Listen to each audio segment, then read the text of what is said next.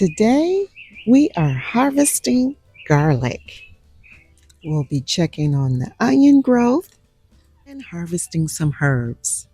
Welcome to Planting Joy Garden, Zone 5B6A, Northern Illinois. Okay, so we're going to get started with the garlic right away. I did a test pull earlier because my garlic was quite dry. It's not a whole lot of size, but it is usable, but it was pretty much dry. And April, May, and now even June, it has been raining consistently.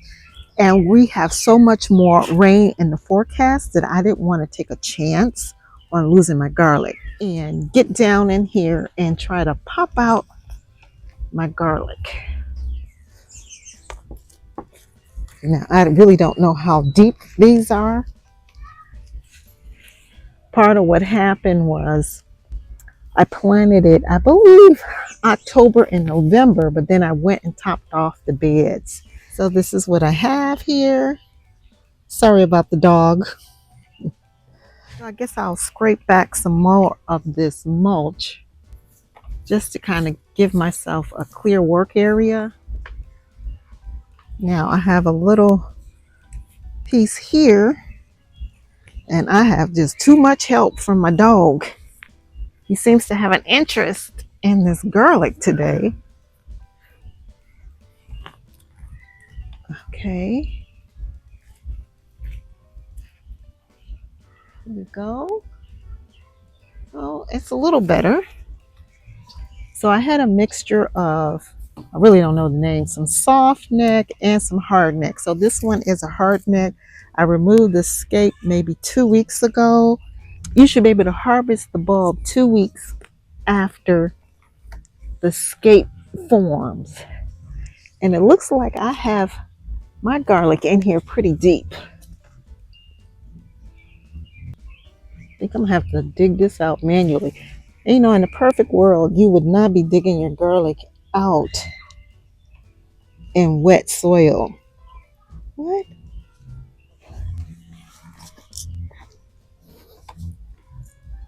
I can't seem to get under this one. So here we have it.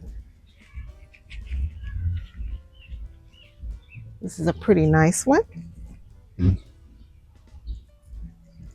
I am definitely disturbing the worms here.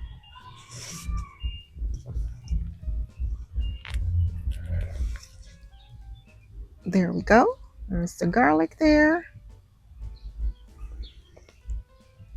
Let's get this one here.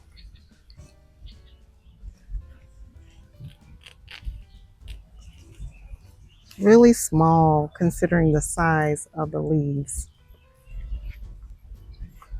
But any garlic I get is a lesson well learned.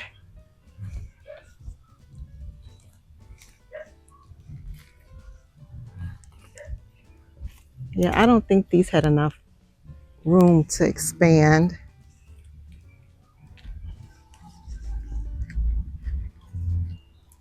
I think if I gave it a better growing environment, looser soil, perhaps more time, but I was just really concerned about the amount of rain we have to come in the forecast. It also has been quite chilly, but I consider this to be a success. So here's my garlic harvest.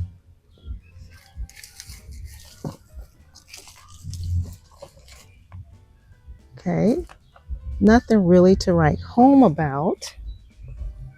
I won't be winning any contest,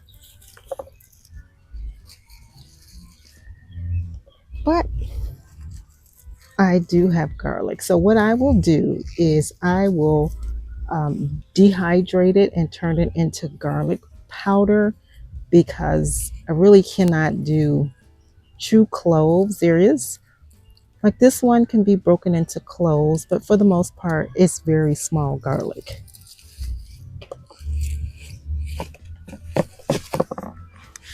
So I like to snip some of the roots off why I'm outdoors, because that's good nutrients for the garden bed. And I feel it also helps with the drying process. Now, you don't have to snip your roots, but I like to snip them off and give this back to the bed that grew it. Put these nutrients back. And because I had to pull these out of wet soil, they're extra, extra dirty.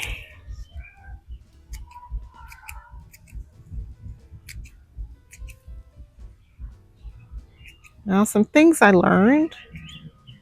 I think I planted it at the right time, planting it out October, November.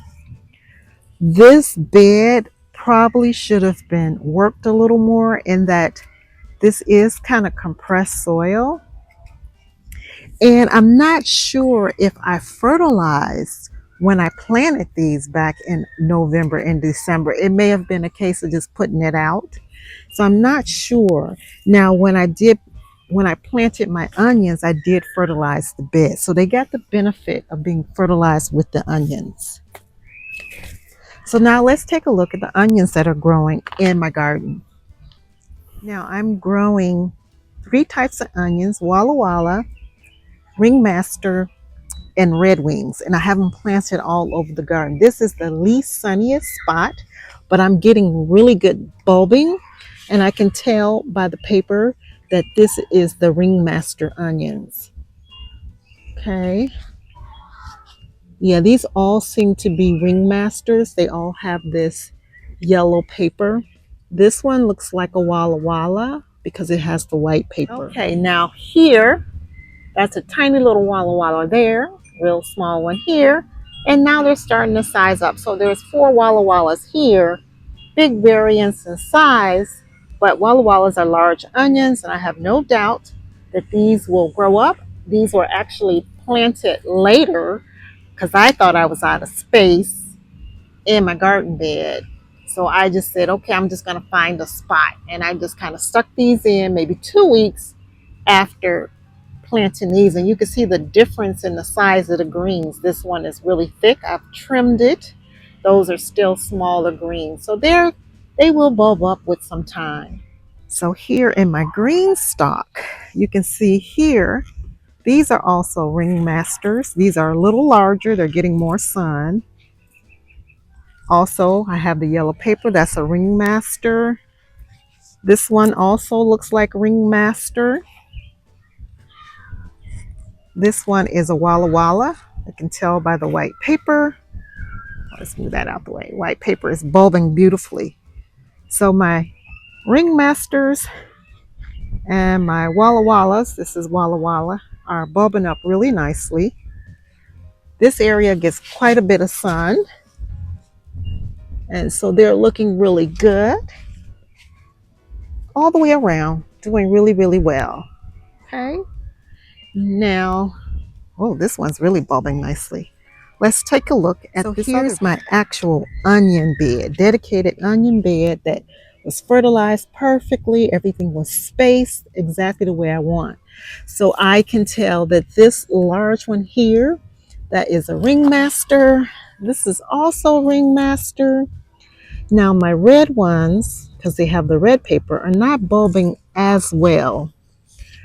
Some of these look like they were planted a little deeper. Now I'm really worried about my purple onions, also called red wings. They're not red onions are not bulbing as nicely as my Ringmaster onions. Now here, definitely Walla Wallas. They are bulbing up. Even on this side, this is a Walla Walla, very large. Now this red wing here is starting to bulb.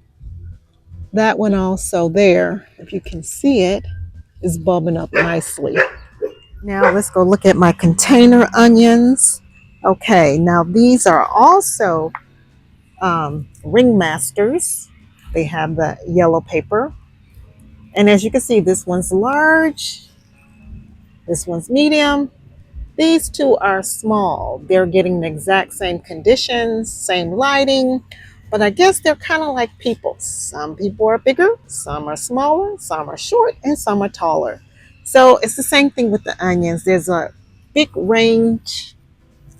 Given the same condition, there's a big range of how they will size up. But they're all looking really, really good. Now I'm going to prune some of this sage here, and I have my basket. I'm going to take a moment and just clean my shears because this is a perennial and I definitely do not want to introduce anything, any diseases to my plant. Okay, now some rules for pruning sage. You never want to cut back more than half the plant. Ideally, you would cut about a third of the plant. So if you look here, I will probably cut here. When you cut your herbs, you want to cut at a 45-degree angle. That'll help rainfall to shed off of your fresh cut. Also, you want to make sure that when you cut, that you cut just above a set of leaves. So kind of like the way you would cut peppers. So let me get you in a little closer here. Okay, so you see I have all this on the top. I could cut right here, and you see I have a full set of leaves here, here, and here. And I have little buds in here. You can see that, little buds right there. So I'm going to cut right here, leaving me with a full set of leaves and buds. Hopefully you can see that. Okay, the same thing. So this one has been cut back. I'm going to do the same thing here. So I have 2 leaves here. I'm going to cut here.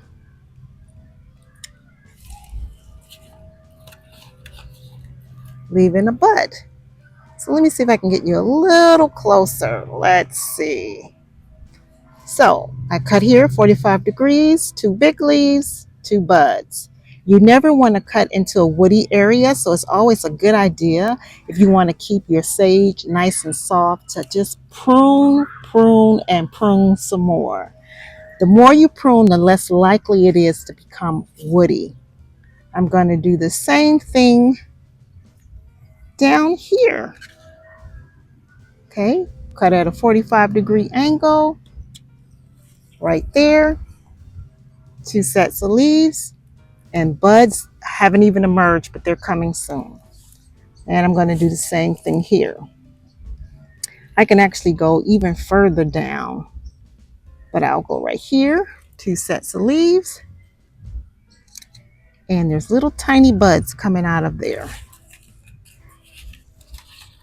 Okay, now I have another sage plant that I want to prune, and this is always a good idea. And while you're pruning, you want to kind of pick up any dead debris under the bottom like this. Just kind of clean it up. But the thing about sage is you don't want it to go woody, and the only way you can stop it from becoming woody is to prune it. Okay, so we're going to do the same thing over here. We're just going to prune this down the size. Now some people prune the sage from the bottom and work up, and that's a good way, but I find that this method of pruning right above your leaf nodes or right above a set of leaves help me to avoid getting really woody plants. And what I do is I use it fresh, but the most important thing is I dry it, so come Thanksgiving I will have sage. I'm not that person running around the store looking for fresh sage. You don't prune early in the spring, you'll end up with very woody sage. So we're going to take care of this now. I prefer to use a dehydrator because I feel like using dehydrator helps to also sanitize your herbs. Okay, so I brought it down to size. It will bounce back quite vigorously, and I can avoid woodiness. Okay, so here's my sage harvest. Looking pretty good there. If you look at the thyme has just flowered. So this thyme is actually ready to be harvested. Trying to decide if I want to harvest some thyme. And this is my lemon thyme. I think I'll save that for another day. But I am going to grab some celery since it can be harvested. So I'm going to go in here and harvest some celery. As you can see, I have some nice stalks in there. And I'm only going to harvest what I need. And this is the great thing about having your own garden. I just need one celery stalk, and so I'm going to harvest one celery stalk.